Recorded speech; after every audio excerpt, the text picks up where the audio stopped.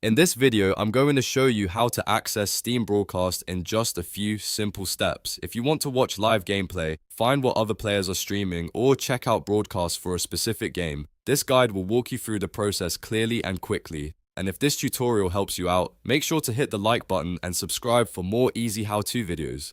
Alright, let's jump right in. First, open Steam on your computer and make sure you're signed into your account. Once Steam is open, look at the top menu and click on Community. This is where Steam keeps a lot of its social features, including broadcasts, discussions, and a player activity.